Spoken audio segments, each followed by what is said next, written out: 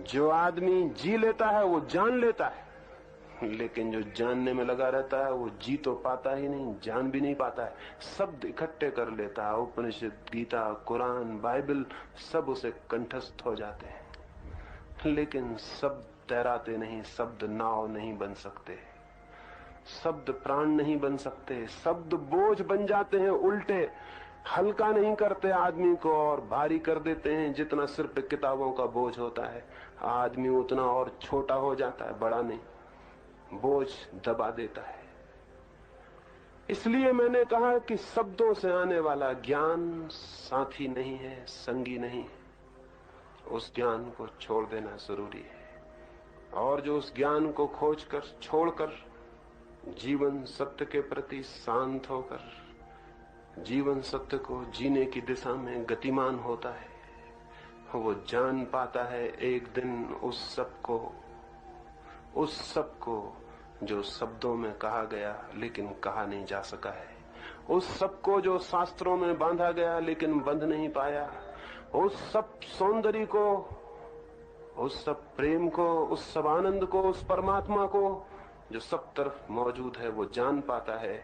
जो धर्म में तैरना सीखता है, उस तैरने की कला पर ही हम इधर 3 दिन तक बात करते थे कि वो कैसे तैरना सीख जाए।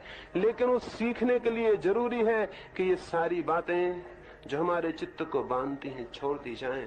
ज्ञान बांधता है। ज्ञान से मेरा अर्थ वो ज्ञान जो हम दूसरों से सीख लेते हैं। बंगाल में एक फकीर हुआ, छोटा उसका एक आश्रम था। उस आश्रम में नए नए लोग आते, ठहरते, ज्ञान लेते। एक नया सन्यासी भी आया, 15 दिन तक वहां रुका। उसने उस वृद्ध सन्यासी की बातें सुनी, लेकिन उसे लगा कि उस वृद्ध सन्यासी के पास बहुत बातें नहीं है, थोड़ी सी ही बातें हैं, रोज रोज उन्हीं को दोहरा देता है। 15 दिन में ऊब जाना युवक का स्वाभाविक था। वो ऊब उठा और उसने सोचा, छोड़ दूं इस आश्रम को, कहीं और खोजूं। ये जगह मेरे लिए नहीं, ये गुरु मेरे लिए नहीं, ये तो बंधी हुई कुछ थोड़ी सी बातें दोहराता है और बात समाप्त। इनको कब तक सुनूंगा और क्या सीखूंगा। लेकिन जिस संध्या वो छोड़ने को था, उसी संध्या कोई बात घट गई और फिर उस युवक ने वो आश्रम कभी नहीं छोड़ा। क्या घट गई उस रात बात? एक और सन्यासी आ गया कहीं से और रात उस आश्रम के अंतेवासी इकट्ठे हुए। वो जो नया सन्यासी आया था, उसने 2 घंटे तक तत्व की बड़ी गहरी बातें की, बड़े सूक्ष्म, बड़े बारीक सिद्धांत समझाए।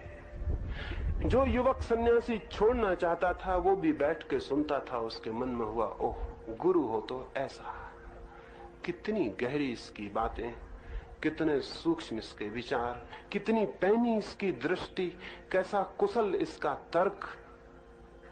धन्य हुआ, ऐसा गुरु हो, इसी के साथ चला जाऊं कल सुबह। ठीक मिल गया वो आदमी जिसकी तलाश थी। एक ये बूढ़ा है जो कुछ पिटी पिटाई बातें रोज दोहरा देता, जिनमें न कोई बहुत सार है न अर्थ।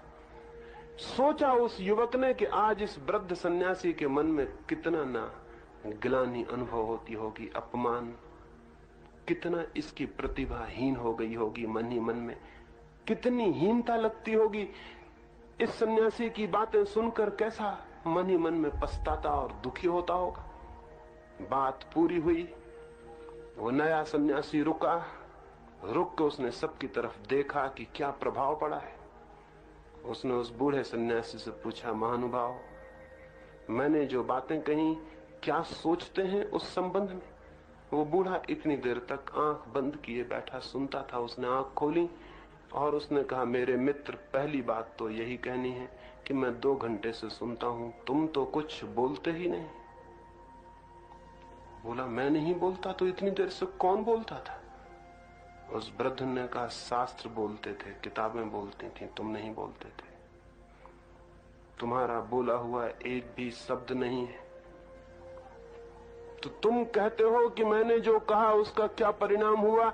तो पहले तो मैं यही निवेदन कर दूं कि तुमने कुछ कहा ही नहीं, परिणाम का सवाल कहां है?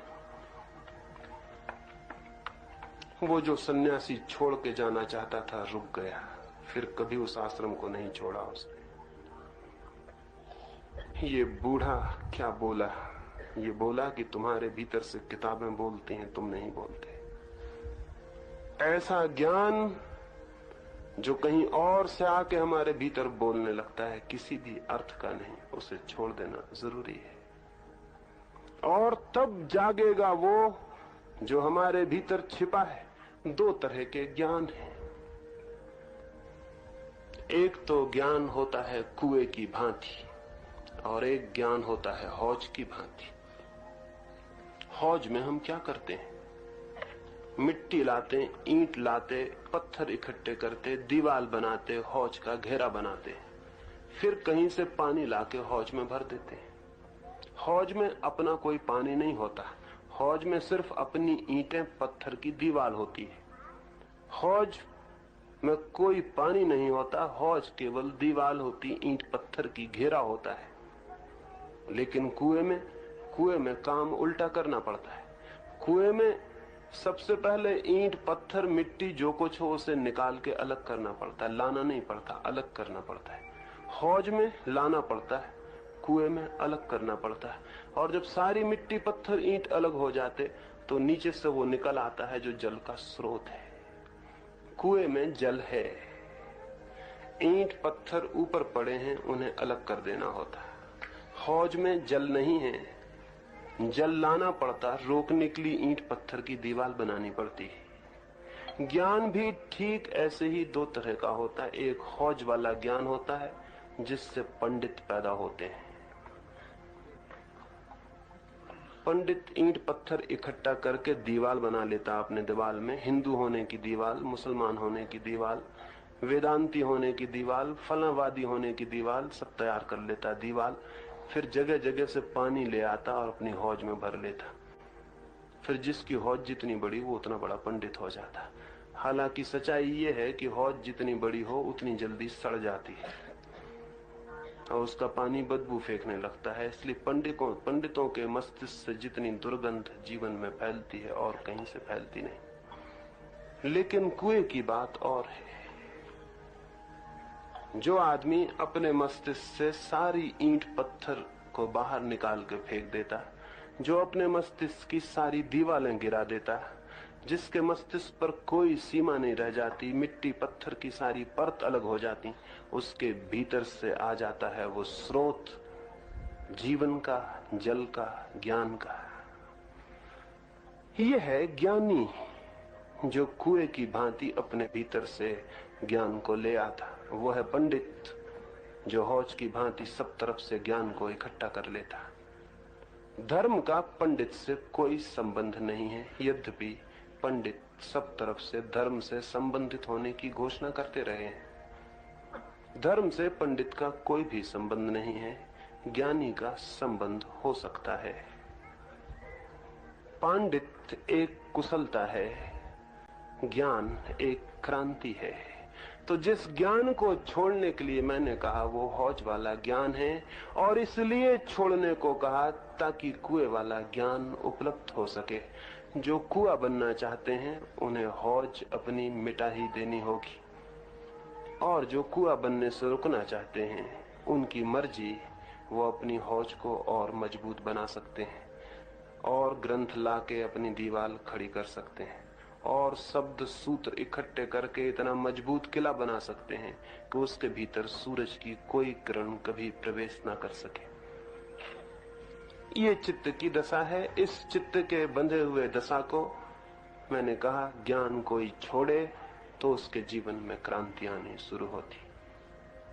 एक मित्र ने और एक प्रश्न पूछा है।